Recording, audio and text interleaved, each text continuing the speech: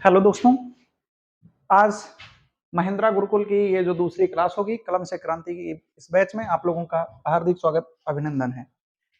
प्यारे बच्चों, हम लोग यूपी बोर्ड और सीबीएसई बोर्ड दोनों के लिए ही जो ग्रामर की जो कंपलसरी पॉइंट्स हैं इन सारी चीजों को हम कवर करने वाले हैं और पूरे सिलेबस को जितनी भी चीजें हैं जो हम लोगों को एग्जाम में डिस्टर्ब कर रही हैं उन सभी चीजों को हम कवर करने का प्रयास करेंगे। आते हैं हम लोग जो कल की जो हमारी क्लास थी उसके ऊपर। बेटा, कल की क्लास में आप लोगों को बताया गया था कि किस तरीके से हम इंटरचेंजिंग ऑफ वॉइस करते हैं। तो कल की हमारी जो क्लास थी वो इंटरचेंजिंग ऑफ वॉइस पर थी।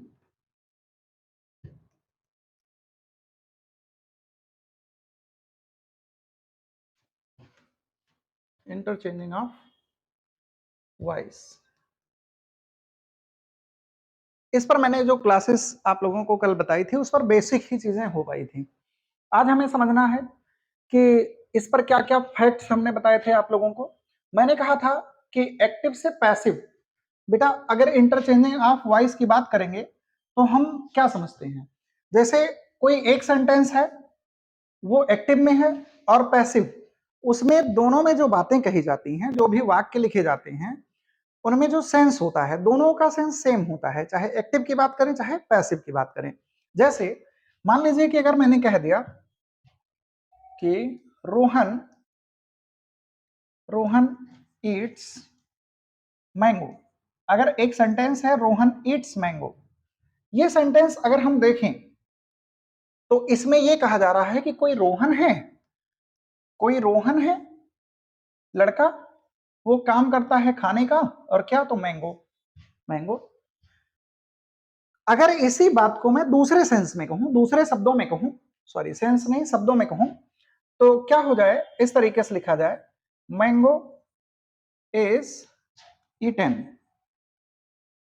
बाई रोहन। तो क्या दोनों में मीनिंग कोई चेंज हुआ है? नहीं हुआ है।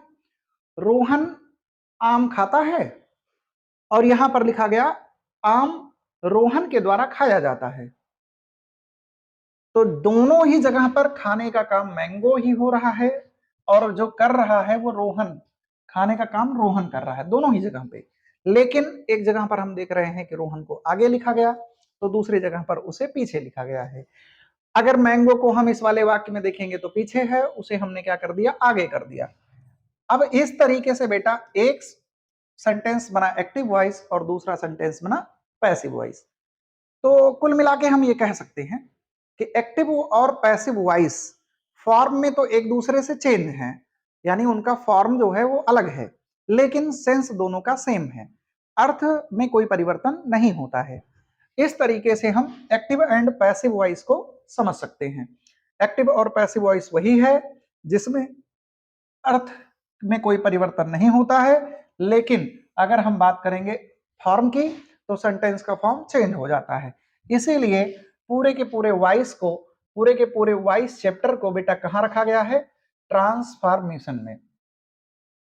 ट्रांसफॉर्मेशन जो हमारा टॉपिक होता है, इसी ट्रांसफॉर्मेशन में एक्टिव एंड पैसिव वॉइस को रखा गया है, क्योंकि हम जानते हैं ट्रांसफॉर्मेशन एक ऐसी प्रक्रिया होती है जिसमें सेंटेंस को हम बदल देते हैं लेकिन उसके फॉर्म को बदलते हैं, ना कि उसके सेंस को। सेंस नहीं बदला जाएगा, फॉर्म बदल दिया जाएगा, यही हमारा क्या होता है, ट्रांसफॉर्मेशन होता है, और उसी में हम वॉइस पढ़ते हैं।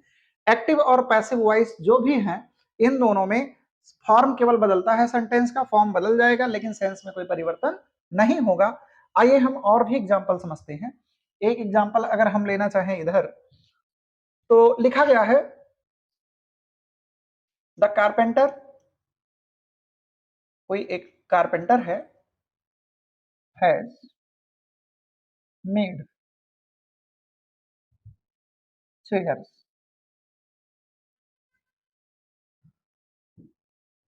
इस तरीके से सेंटेंस लिखा गया, कारपेंटर हैज मेड चेयर्स। अगर हम इसकी बात करेंगे तो यहां पर बनाए जाने का काम हो रहा है, मेकिंग का काम हो रहा है, मेक करने का, यानी किसी भी चीज को बनाया जा रहा है, और बनाने का काम कौन कर रहा है, कारपेंटर कर रहा है। देखिए जो काम हो रहा है उसे हम कहते हैं वर्ब, जो भी काम हो रहा है वो वर्ब है। और जो ये करने वाला होगा जिसे हम डूअर कहते हैं, क्या कहते हैं? डूअर। इसे हम डूअर कह सकते हैं। सॉरी, कहां से एरर हो रहा है? ये डूअर है। तो जो डूअर होता है इसे सब्जेक्ट कहा जाता है। क्या कहा जाता है? सब्जेक्ट। इस डूअर को हम सब्जेक्ट भी कह सकते हैं। ओ, सब्जेक्ट कैसे हो जा रहा है? चलिए आते हैं। ओ सॉरी, इसीलिए तो ये हमारा क्या है बेटा? सब्जेक्ट है। ये सब्जेक्ट है और ये हमारी क्या है? क्रिया है। और अगर हम इसी सब्जेक्ट और वर्ब में, हमने कल बताया था कि क्या या फिर किसे से, क्या या फिर किसे से प्रश्न कर देंगे, यानी कि अगर इंग्लिश में बात करेंगे तो व्हाट या फिर whom से प्रश्न कर देंगे तो जो उत्तर मिलेगा वो हमारा क्या कहलाएगा? ऑब्जेक्ट कहलाएगा। इस तरीके से हम कह सकते हैं कि दिए गए वाक्य में जो ऑब्जेक्ट है वो चेयर्स है। क्लियर? अगर वाक्य में जो ऑब्जेक्ट है वो चेयर्स है, तो अगर हम समझना चाहें तो ये समझ सकते हैं कि हमारा सब्जेक्ट कारपेंटर है और मेड जो है वो वर्ब है और ऑब्जेक्ट में कौन आएगा? चेयर्स आएगा। अब हम इसको बताते हैं एक्टिव वॉइस। क्या बोलते हैं? Active voice. दूसरा क्या है? Passive voice. बेटा ये दूसरा पैसिव वॉइस कैसे बनेगा? ऑब्जेक्ट को हम क्या कर देंगे? आगे कर देंगे, जैसा कि पिछले वाक्य में भी हुआ था, चेयर्स। अगर हम पिछले वाक्य की बात करेंगे तो पिछले वाक्य में हम अगर देखें तो ये हमारा सब्जेक्ट है, ये क्रिया है और ये ऑब्जेक्ट है। यहां पर ऑब्जेक्ट को आगे किया गया है, क्रिया को चेंज करके थर्ड फॉर्म में लगाया गया है, इसे बोलते हैं थर्ड फॉर्म ऑफ वर्ब। और इस सब्जेक्ट को ऑब्जेक्ट बना करके पीछे लिखा गया है बाई लगा करके। जैसा कि अभी कल की क्लास में जो मैंने रूल्स बताए थे वो इसी पर बेस्ड हैं। रूल्स को अभी एक बार फिर से रिवाइज करेंगे, लेकिन मैं सेंटेंस एक देख लेता हूं ऐसे विदाउट अभी रूल को ज्यादा बताए हुए।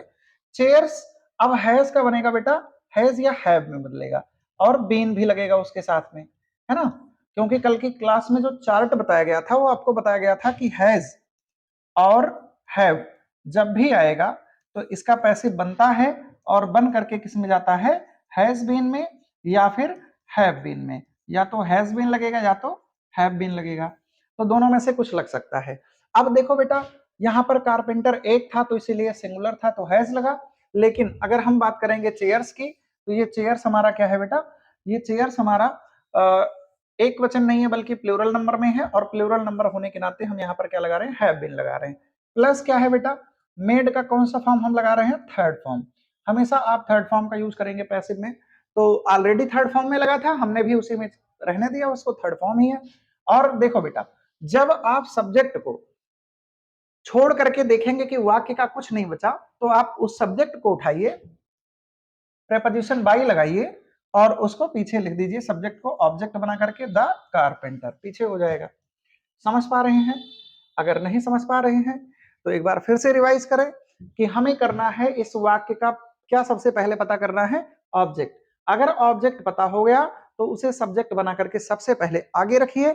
दूसरा, जो भी टेंस है उसको देखो कि किस में बदला जाता है, तो हैज हैव आएगा, हैज हैव आएगा तो हैज बीन या हैव बीन में बदलेगा, हम उसमें बदल देंगे।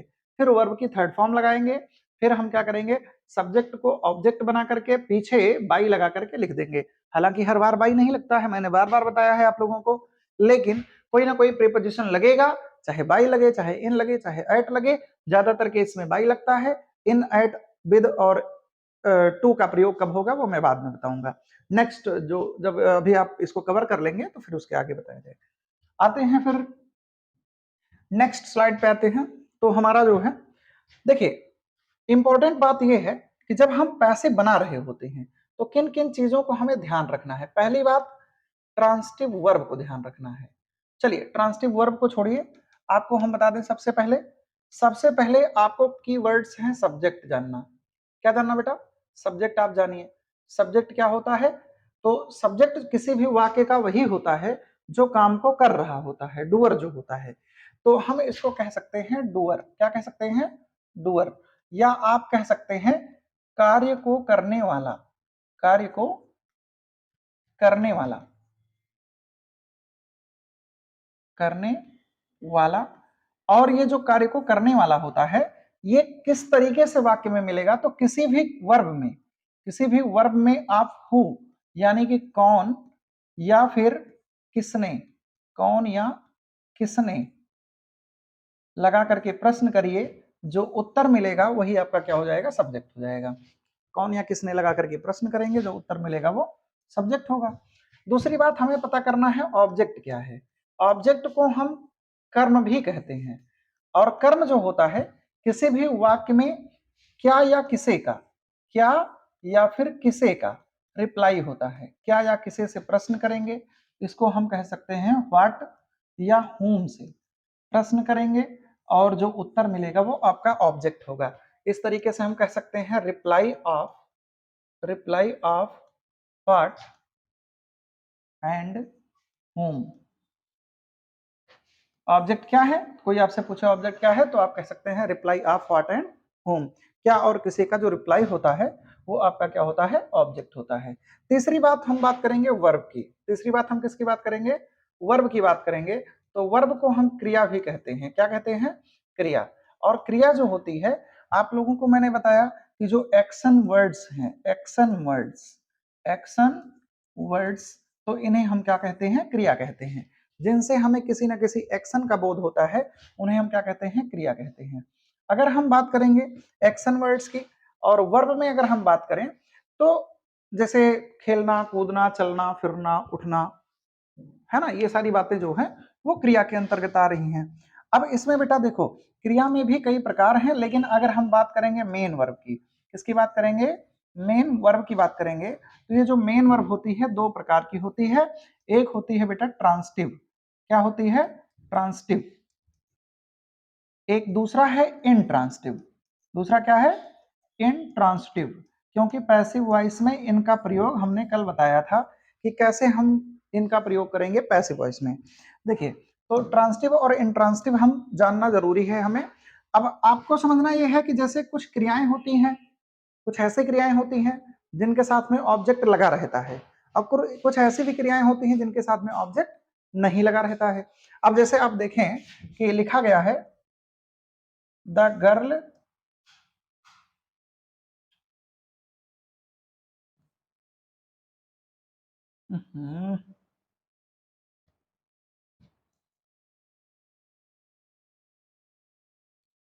The girl is cooking food. अगर इसमें अगर आप देखेंगे तो ये लड़की जो है वो कुकिंग कर रही है, तो क्या, फूड, ऑब्जेक्ट मिल गया, क्या का रिप्लाई मिल गया। अगर क्या का रिप्लाई मिला तो इसका मतलब इसमें ऑब्जेक्ट है। और अगर जिस क्रिया के साथ में ऑब्जेक्ट भी लगा मिल जाए, आप समझिए, जिस क्रिया के साथ में ऑब्जेक्ट भी लगा मिल जाए उसे हम कहेंगे ट्रांसटिव। उसे हम क्या बोलेंगे, ट्रांसटिव। इसीलिए हिंदी में इसे कहा जाता है सकर्मक। क्या कहा जाता है, सकर्मक। यानी कि इसके साथ में ऑब्जेक्ट लगा रहेगा। आगे हम देखते हैं इसको।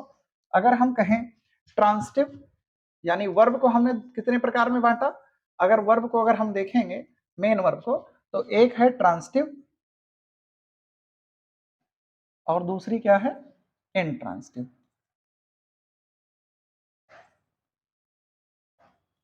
अब देखिए, ट्रांसटिव को हमने क्या नाम दिया, सकर्मक का नाम दिया, और इंट्रांसटिव को उसी तरीके से कहा जाएगा अकर्मक। अब इसको हम कैसे क्लासिफाई कर सकते हैं, देखिए, जिन क्रियाओं के साथ में ऑब्जेक्ट होगा, यानी विद ऑब्जेक्ट, ऐसी क्रियाएं जो विद ऑब्जेक्ट हैं, जिनके साथ में ऑब्जेक्ट लगा है, उन्हें हम ट्रांसटिव कहेंगे। और जिन क्रियाओं के साथ में ऑब्जेक्ट नहीं लगा है, यानी कि ये जो विदाउट ऑब्जेक्ट है, क्या है बेटा, विदाउट ऑब्जेक्ट, जो विदाउट ऑब्जेक्ट वर्ब्स हैं, इनको हम अकर्मक बोलेंगे।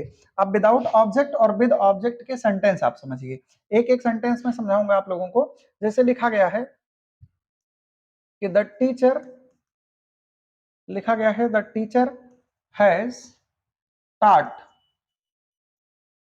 अस हिंदी। इस तरीके से लिखा गया कि टीचर ने हमें हिंदी पढ़ाया। अच्छा, दूसरा सेंटेंस लिखा गया है I am I am going to Allahabad. छोड़ो, प्रयागराज कर लेते हैं।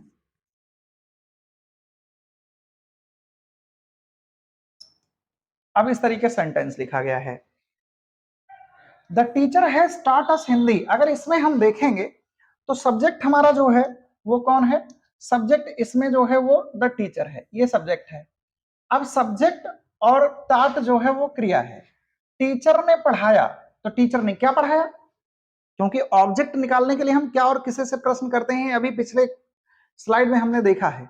तो क्या और किसे से प्रश्न करना है, तो टीचर ने पढ़ाया, तो टीचर ने क्या पढ़ाया, उत्तर मिलेगा हिंदी, उत्तर मिलेगा क्या, हिंदी। यानी कि क्या का रिप्लाई आया कि नहीं आया, और क्या का जो रिप्लाई होता है वो ऑब्जेक्ट होता है। और भी है, किसे का भी रिप्लाई ऑब्जेक्ट होता है। टीचर ने किसे पढ़ाया, तो उत्तर मिल रहा है कि अस, हमें पढ़ाया, तो ये भी तो उत्तर मिला। तो ये ऑब्जेक्ट फर्स्ट है और एक दूसरा ऑब्जेक्ट हमें मिल रहा है जिसे ऑब्जेक्ट सेकंड हमने नाम दे दिया। यानी कि इसमें कितने ऑब्जेक्ट हैं, दो दो ऑब्जेक्ट हैं। हालांकि दो दो ऑब्जेक्ट हो चाहे एक ही हो, इससे हमें कोई लेना देना नहीं है, कम से कम एक तो है। अगर ऑब्जेक्ट एक भी है तो वो क्रिया क्या कहलाएगी, ट्रांसिटिव। यानी कि टाट जो है ये कैसी वर्ब है, ट्रांसिटिव वर्ब है। अगर यहां पर हम बात करेंगे तो यहां सब्जेक्ट है आई और काम हो रहा है जाने का, तो आई एम गोइंग, मैं जा रहा हूं। तो प्रश्न करेंगे हम इसमें क्या और किसे से, मैं क्या जा रहा हूं, कुछ उत्तर नहीं मिलेगा। कुछ बच्चे कहेंगे प्रयागराज। अरे भाई, मैं जा रहा हूं, आई एम गोइंग अगर लिखा गया है, तो अगर इसके बीच में हम क्वेश्चन करेंगे क्या और किसी से कि मैं क्या जा रहा हूं, तो आपके उत्तर में प्रयागराज अगर आ रहा है, तो मान लो अगर हम क्वेश्चन करें मैं कहां जा रहा हूं, मैं कहां जा रहा हूं, तो भी तो प्रयागराज आएगा। तो ऐसा तो है नहीं कि क्या और कहां दोनों का उत्तर एक होना चाहिए। आप किसी भी प्लेस का उत्तर तभी देंगे जब कहां से क्वेश्चन किया जाए, वेयर से। लेकिन हमें क्या क्वेश्चन करना है, क्या से और फिर किसे से। तो मैं क्या जा रहा हूं, तो उत्तर नहीं मिला। मैं किसे जा रहा हूं, उत्तर नहीं मिला। अगर उत्तर नहीं मिला, no reply of what and home, यानी no reply of what and home, what और होम का कोई रिप्लाई नहीं मिला, तो हम यहां पर क्या बोलेंगे कि ये हमारी जो गोइंग क्रिया है, कौन सी क्रिया बेटा, गोइंग क्रिया है, ये कैसी क्रिया हो जाएगी, इंट्रांसिटिव क्रिया, इंट्रांसिटिव वर्ब। समझ पा रहे हैं बेटा, ट्रांसिटिव और इंट्रांसिटिव वर्ब समझ पा रहे होंगे कि क्या है। ठीक, आगे बढ़ते हैं। अगर हम बात करेंगे ट्रांसिटिव वर्ब की और इंट्रांसिटिव वर्ब की, तो इसमें केवल केवल ट्रांसिटिव वर्ब का पैसिव बनता है। पहली बात, केवल ट्रांसिटिव वर्ब का पैसिव बनता है, इंट्रांसिटिव का नहीं, इंट्रांसिटिव का नहीं, इंट्रांसिटिव वर्ब का पैसिव वॉइस नहीं बनता है। इस तरीके से है, पहली बात। दूसरी बात यह है कि केवल कितने टेंस हैं, 8 टेंस हैं, केवल 8 टेंस हैं जिनका पैसिव बनता है।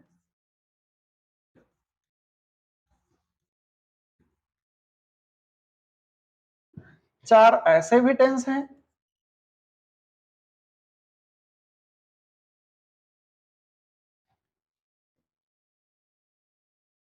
जिनका पैसिव नहीं बनता। ये है आपका रूल।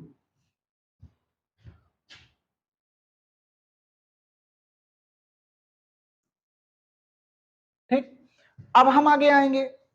एक बात और समझना है बेटा, कोई भी सेंटेंस एक्टिव में है कि पैसिव में है, देखते भर में हम कैसे पहचान सकते हैं, कैसे हम ये उसमें आइडेंटिफाई कर सकते हैं कि दिया गया वाक्य एक्टिव है या पैसिव है। जैसे देखिए, लिखा गया है Raman is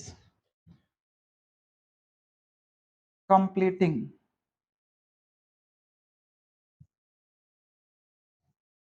his homework, Raman is completing his homework. अगर इसमें हम बात करेंगे सब्जेक्ट की, तो रमन है, वर्ब है कंप्लीटिंग, और क्या, तो हिज होमवर्क, वो ऑब्जेक्ट हो जाएगा। Subject verb object. अगर इसकी बात करेंगे हम, तो क्या बेटा इसको हम बता सकते हैं कि एक्टिव है या पैसिव है। आप लोगों में बहुत बच्चे बोलेंगे कि सर एक्टिव वॉइस है, और है भी एक्टिव वॉइस में है। कैसे जाने, कुछ बच्चे कहेंगे सर इसमें बाई नहीं लगा है, बाई नहीं लगा है तो एक्टिव वॉइस। ऐसा कुछ भी नहीं होता है, बाई लग जाने से एक्टिव या पैसिव का निर्धारण नहीं होता है। देखिए अगर कभी भी वर्ब आप देखिए और वर्ब जो है बेटा अगर ये आईएनजी फॉर्म में है तो ये पैसिव हो नहीं सकता है, क्योंकि पैसिव वॉइस में ऑलवेज थर्ड फॉर्म का यूज होता है। यहां पर थर्ड फॉर्म लगा नहीं, इसका मतलब ये पैसिव है नहीं, तो फिर क्या होगा, एक्टिव होगा। क्लियर। अगर इसी की पैसिव की बात करेंगे तो इस तरीके से बनेगा, हिज होमवर्क is being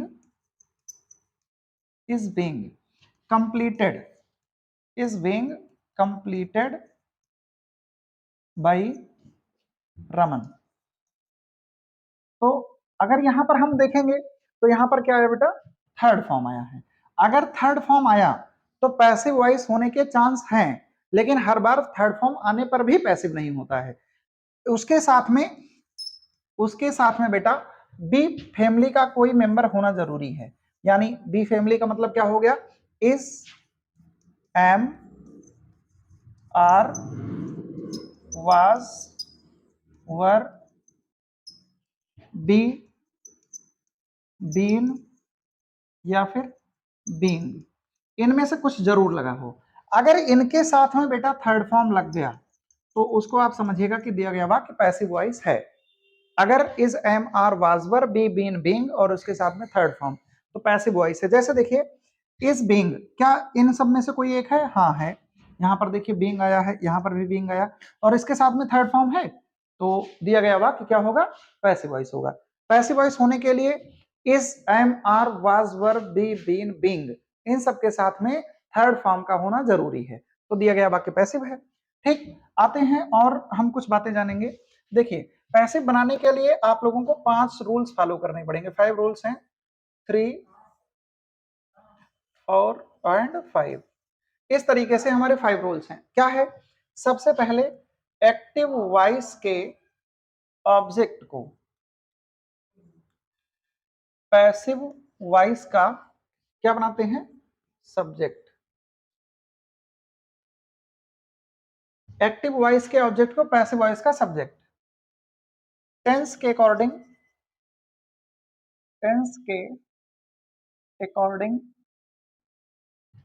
नई सहायक क्रिया, नई हेल्पिंग वर्ब। तीसरा रूल है वर्ब का थर्ड फॉर्म लगाओ। चौथा रूल है कि एक्टिव वॉइस के सब्जेक्ट को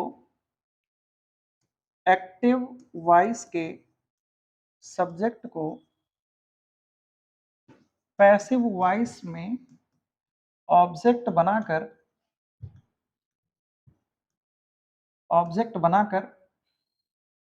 तथा प्रेपोजिशन, कुछ प्रेपोजिशन नाम मैं दे रहा हूं, बाई, इन, एट या फिर विद, इन सब चीजों का प्रयोग करना रहेगा। यानी उसके पहले ही एक्टिव वॉइस के सब्जेक्ट को पैसिव वॉइस में ऑब्जेक्ट बना करके तथा preposition by, in, at, with लगा करके लिखते हैं।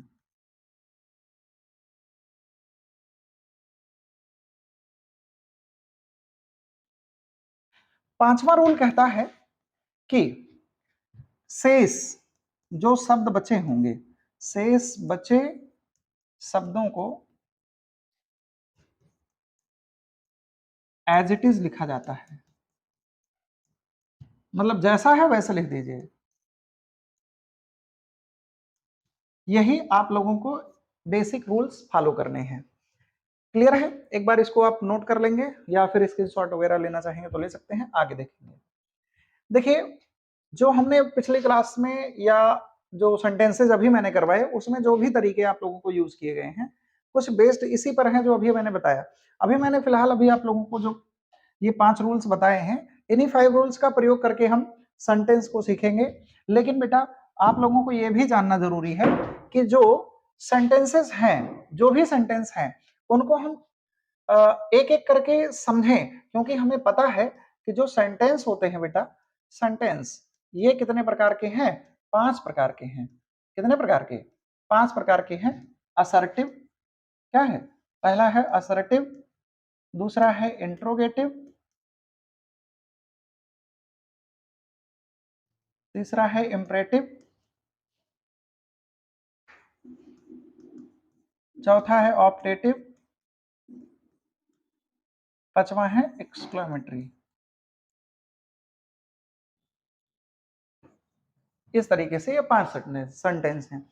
अगर इनके स्ट्रक्चर की बात करेंगे हम, तो इनका स्ट्रक्चर सबसे पहले सब्जेक्ट होगा, फिर इसके बाद में हेल्पिंग वर्ब होगी, अगर नॉट वगैरह है तो वो लगेगा, अगर नहीं है तो कोई बात नहीं, फिर इसके बाद में मेन वर्ब आएगा, फिर इसके बाद में ऑब्जेक्ट लगेगा, और इसके बाद में अदर वर्ड्स जो होंगे वो लगेंगे। इंट्रोगेटिव में क्या होगा बेटा? यही हेल्पिंग वर्ब बाहर आ जाएगी, तो हेल्पिंग वर्ब पहले लगेगा। इंट्रोगेटिव हालांकि 2 प्रकार का होता है, प्लस क्या होगा? सब्जेक्ट होगा, फिर इसके बाद में सब्जेक्ट होगा, फिर इसके बाद में मेन वर्ब लगेगा, मेन वर्ब, फिर इसके बाद में ऑब्जेक्ट, और फिर इसके साथ में अदर वर्ड्स, लास्ट में क्वेश्चन मार्क। इसका एक प्रकार और होता है जिसमें WH वर्ड्स लग जाते हैं। WH words plus helping verb plus subject plus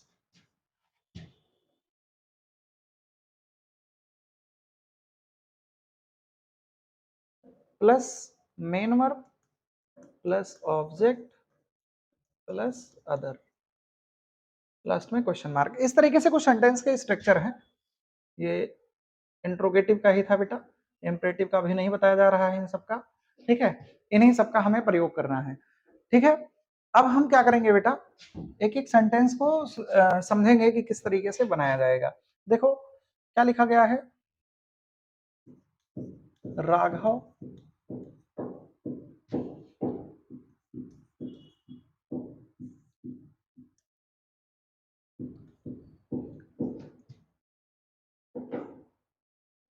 Raghav is making a noise in the class. Raghav is making a noise in the class. Raghav class में क्या कर रहा है? शोर मचा रहा है। अगर इस सेंटेंस की बात करेंगे बेटा, तो यहाँ पर सब्जेक्ट क्या होगा? ये हमारा सब्जेक्ट है। अगर हम बात करेंगे इसको, तो ये हमारी हेल्पिंग वर्ब है, इसे हमें अभी कुछ नहीं करना है। और देखो बेटा, इज के साथ में यहाँ पर लगा आईएनजी फॉर्म। अगर कभी भी आईएनजी फॉर्म लगेगा वो कॉन्टिन्यूअस टेंस से बदलेगा, किसमें? इज एमआर वाला बदलता है इज एमआर बीइंग में। आईएनजी फॉर्म है, शोर मचा, देखो राघव इज मेकिंग, राघव मचा रहा है क्या? शोर। तो उत्तर मिलेगा, ये हमारा ऑब्जेक्ट हो जाएगा। क्या हो जाएगा बेटा? और ये हमारा मेन वर्ब है, ये हमारी मेन वर्ब है, ये सब्जेक्ट है, ये ऑब्जेक्ट है। इतने से मतलब है। पहला रूल कहता है, फर्स्ट रूल कहता है कि एक्टिव वॉइस का जो ऑब्जेक्ट है उसे पैसिव वॉइस में सब्जेक्ट बना करके आगे लिखिए, तो ए नॉइज आगे आ जाएगा। क्या हो जाएगा? ए नॉइज। और इसके बाद में ए नॉइज हो जाएगा। इसके बाद में क्या है? इस वाला भैया इस एम आर बींग में बदलता है, तो इस बींग हो जाएगा, है ना बेटा? ए नॉइज इज बींग। और इसके बाद में मेकिंग का थर्ड फॉर्म क्या होता है? Made. A noise is being made. फिर क्या होगा? सब्जेक्ट को हम ऑब्जेक्ट बना करके पीछे लिखेंगे और बाई प्रीपोजिशन लगा करके, तो बाई किसके द्वारा? राघव। और इन द क्लास, इस तरीके से है। दूसरा सेंटेंस है, दूसरा सेंटेंस एक्टिव वॉइस का है। ये हमारा पैसिव था, ये एक्टिव था। एक्टिव वॉइस का दूसरा सेंटेंस है, लिखा गया है द पोस्टमैन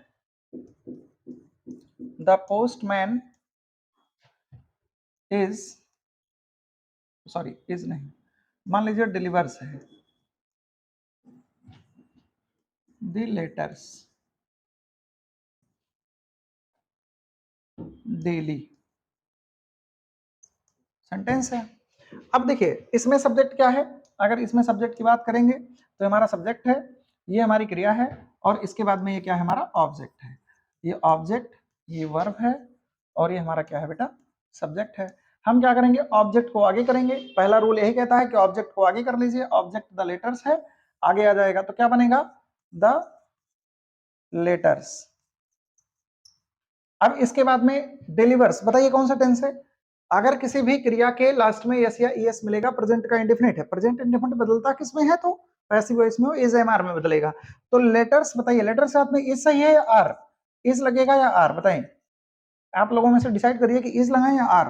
तो बेटा इज तब लगता जब ये सिंगुलर होता, लेकिन लेटर्स है प्लूरल है तो क्या लगेगा, आर। तो द लेटर्स आर, इज नहीं लगेगा, लेटर्स आर। और इसके बाद में क्या हो जाएगा, डिलीवर्ड, लेटर्स आर डिलीवर्ड।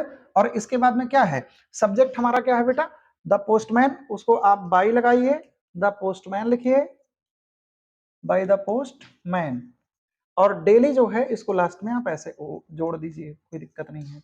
समझ पा रहे होंगे, क्लियर है। एक सेंटेंस हम निगेटिव का लेते हैं। अगर एक सेंटेंस अगर निगेटिव का लिया जाए तो देखिए लिखा गया है, he does not play cricket on the road, इस तरीके से सेंटेंस है। अब बेटा क्या है कि अगर हम इसमें बात करेंगे तो ही हमारा सब्जेक्ट है, ही सब्जेक्ट है। और इसके बाद में ही सब्जेक्ट हमारा हो गया, डज नॉट, डज हमारी हेल्पिंग वर्ब है, प्ले ये हमारा मेन वर्ब है बेटा। और इसके बाद में क्रिकेट हमारा ऑब्जेक्ट हो जाएगा। आप जोड़ देख लीजिए, ही प्ले वह खेलता है क्या, क्रिकेट। अब डज नॉट आया है, क्या नहीं खेलता है, क्रिकेट नहीं खेलता है। ऑन द रोड सड़क पर, ये हमारा अदर वर्ड्स कॉम्प्लीमेंट वगैरह हो गया। अब देखेंगे हम कि पहला रूल कहता है कि ऑब्जेक्ट को पैसिव वॉइस में सब्जेक्ट बना करके आगे ले आइए। तो सब्जेक्ट बना करके जैसे हम आगे लेकर आएंगे तो क्या हो जाएगा, ये क्रिकेट आगे आ जाएगा, हो जाएगा क्रिकेट। अब इसके बाद में डज नॉट बताता है कि प्रेजेंट का इंडेफिनिट टेंस है, और प्रेजेंट इंडेफिनिट टेंस जो होता है ये बदलता है किसमें, इज, एम या फिर आर में, है ना। तो ये बदलेगा, क्रिकेट एक गेम का नाम है, सिंगुलर है तो इज। और इसके बाद में नॉट आया है, हम भी नॉट लगा देंगे, क्रिकेट इज नॉट। और प्ले का थर्ड फॉर्म क्या हो जाएगा, played, cricket is not played by. He का ऑब्जेक्ट क्या होगा बताएं, ही का ऑब्जेक्ट होता है हिम, तो बाई हिम, समझ पा रहे हैं, बाई हिम। और इसके बाद में बचा क्या, on the road, on the road, समझ पा रहे हैं बच्चे। हाँ बेटा क्या दिक्कत, कोई दिक्कत, अच्छा, ठीक ठीक।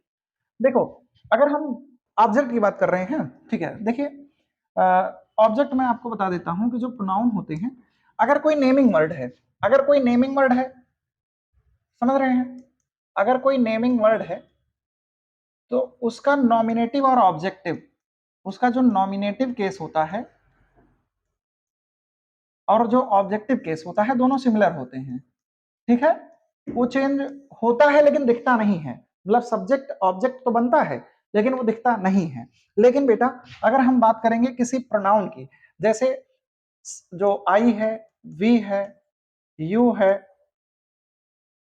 ही, सी, इट, दे, तो इनका जो ये आपका कौन सा केस है, नॉमिनेटिव है, ये कौन सा है, नॉमिनेटिव। तो इसका जो ऑब्जेक्टिव होगा, इसका बेटा जो ऑब्जेक्टिव होगा, आई का ऑब्जेक्ट होता है मी, बी का ऑब्जेक्ट होता है अस, यू का ऑब्जेक्ट यू ही रहता है, ही का ऑब्जेक्ट होता है हिम, तो इसको याद कर लीजिएगा। सी का ऑब्जेक्ट होता है हर, और इट का ऑब्जेक्ट होता है इट ही रहता है, और दे का ऑब्जेक्ट देम। एक और है, जैसे आता है हु, तो हु को ऑब्जेक्ट में बनाओगे तो हुम हो जाएगा, क्या हो जाएगा, हुम। बाकी कोई नेमिंग वर्ड आएगा तो वैसे रह जाएगा, इसको नोट कर लें क्योंकि इसका यूज होता है, कई बार ऐसे सेंटेंस आते हैं, तो समझ पा रहे होंगे। अगर निगेटिव आपको समझ में आ गया, देखो अफर्मेटिव आया, पहले हमने आप लोगों को अफर्मेटिव बताया, फिर उसके बाद में मैंने आप लोगों को निगेटिव बताया। अब तीसरे नंबर पे बात आती है इंट्रोगेटिव की, तीसरे नंबर पे बात किसकी आती है, इंट्रोगेटिव की, इंट्रोगेटिव की। अगर इंट्रोगेटिव की बात करेंगे बेटा तो ये होता है दो प्रकार का, एक होता है फर्स्ट टाइप और एक होता है सेकेंड टाइप, एक होता है second type.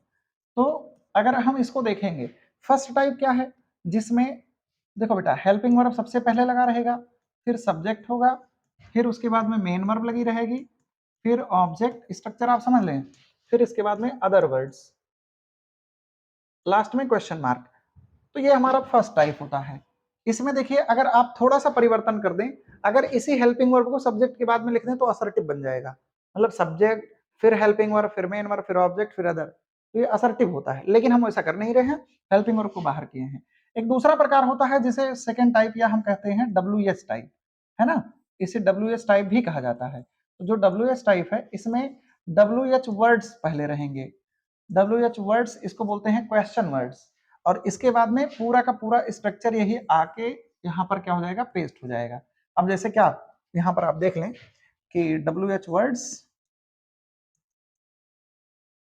Plus helping verb plus subject plus main verb plus object plus other, और लास्ट में क्वेश्चन मार्क। इसको आप क्वेश्चन मार्क लगाना ना भूलेंगे, क्योंकि इंट्रोगेटिव में क्वेश्चन मार्क जरूर लगता है। तो इस तरीके से हमारा क्या बन जाता है, सेकेंड टाइप का स्ट्रक्चर बन जाता है। ये हमारा सेकेंड टाइप है, ये हमारा फर्स्ट टाइप है। क्लियर, समझ पा रहे हैं। अब इसका हम सीखेंगे पैसिव। अगर मान लीजिए सेकेंड टाइप का पैसिव आ जाए तो क्या करेंगे। अब देखिए लिखा गया है, आर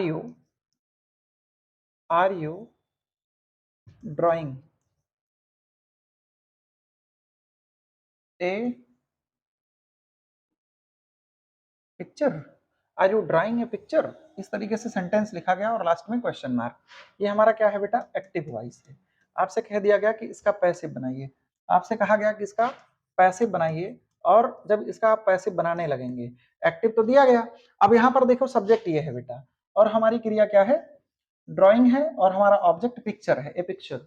देखो, इंट्रोगेटिव में सहायक क्रिया को बाहर किया जाता है। अगर एक्टिव वॉइस में इंट्रोगेटिव है तो पैसिव वॉइस में भी वो इंट्रोगेटिव ही तो रहेगा। तो यानी कि दोनों हमें इंट्रोगेटिव में ही रखने हैं, पहली बात। दूसरी बात ये है कि अगर यहाँ सहायक क्रिया है आर, तो बताइए ये किस में बदलेगी, या तो इज बीइंग में, या तो एम बीइंग में, और या फिर आर बीइंग में। तीनों में से कुछ लग सकता है। क्या जरूरी है कि आर है तो आर बीइंग ही लगेगा? नहीं, आर लगा है यू के अकॉर्डिंग, लेकिन अब जो नई सहायक क्रिया होगी वो पिक्चर के अकॉर्डिंग लगेगी। तो ए पिक्चर है तो इसीलिए इज बीइंग लगेगा। क्या लगेगा बेटा, इज बीइंग। अब मैं दूर लिख रहा हूं, इसका मतलब कुछ है, बीच में कुछ आएगा। अच्छा देखिए, सहायक क्रिया जब एक शब्द में होती है तो इंट्रोगेटिव बनाने के लिए उसी सहायक क्रिया को बाहर कर दिया जाता है। जैसे एक शब्द में आर था तो उसको बाहर कर दिया गया। लेकिन जब सहायक क्रिया एक से अधिक शब्द में, यानी दो शब्द में आ जाएगी, जब सहायक क्रिया एक से अधिक शब्द में हो जाए, यानी दो शब्दों में हो जाए, एक मिनट बेटा,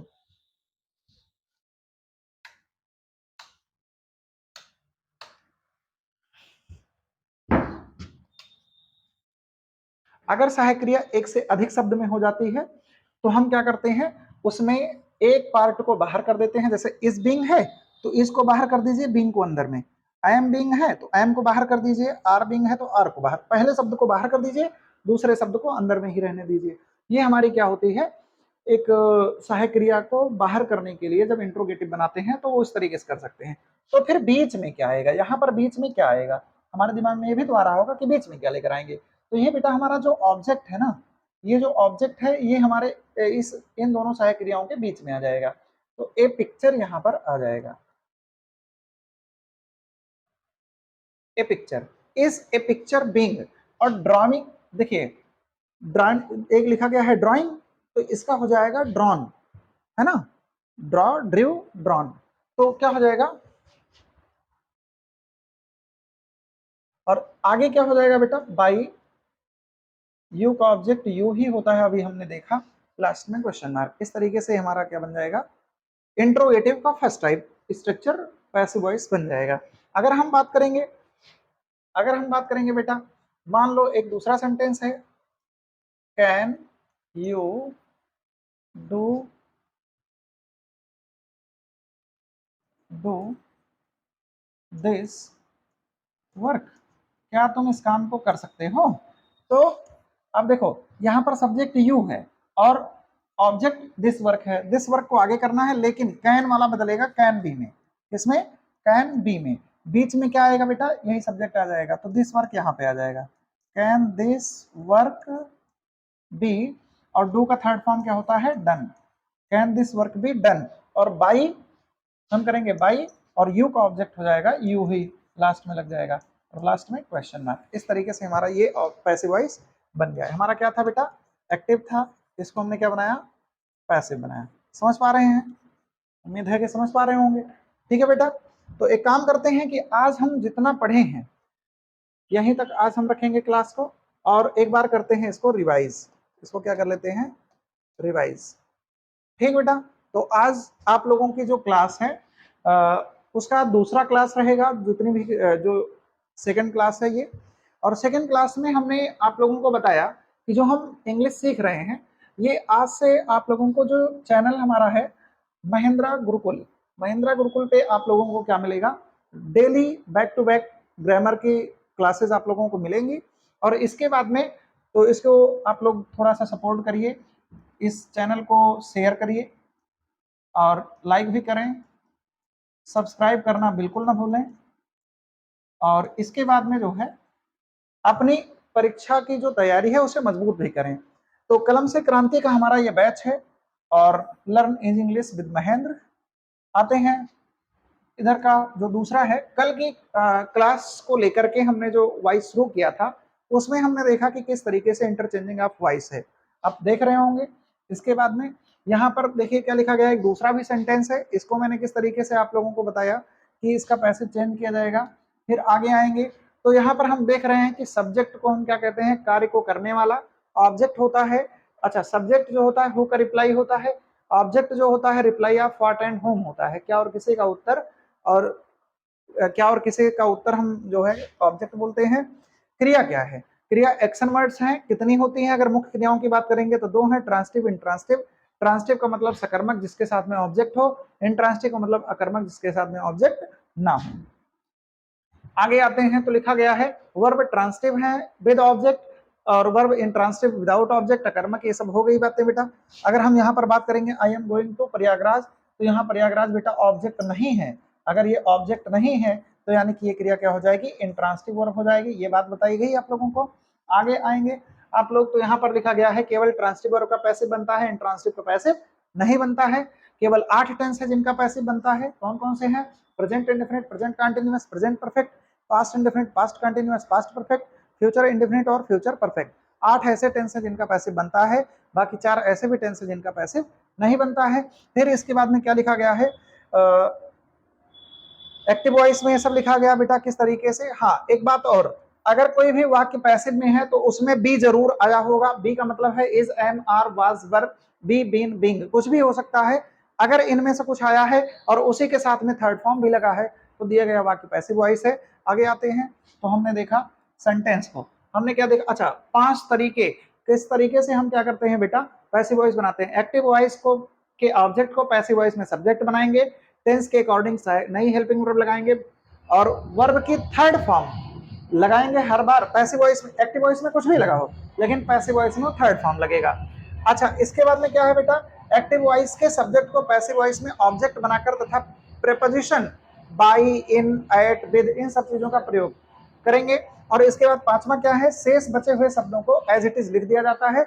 इसके बाद में हमारा जो नया स्लाइड है, सेंटेंस कितने प्रकार के हैं, सेंस के अकॉर्डिंग सेंटेंस 5 प्रकार के होते हैं, ये पांचों प्रकार आपके लिखे गए हैं। और इसके बाद इन तरीके से इसको हम समझ सकते हैं। आगे आते हैं तो लिखा गया है, ये कुछ एग्जाम्पल हैं जो आप लोगों को समझाए गए और बताए भी गए हैं कि किस तरीके से किसका पैसिव बनेगा। आगे हम देखेंगे तो ये भी हमारे क्या हैं, एग्जाम्पल्स हैं। और इसके बाद में बेटा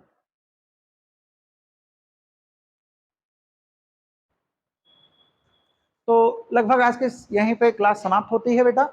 और आप लोग पढ़ते रहें और अच्छे से अपनी परीक्षा की तैयारी को बनाते रहें। परीक्षाएं निकट हैं, बहुत कम समय बचा है, उस उतने समय में बहुत जल्दी अच्छी प्रिपरेशन, अच्छी स्ट्रेटेजी के साथ में आप लोग सीखने को मिलेगा। और इसी के साथ थैंक यू फॉर क्लास, जय हिंद।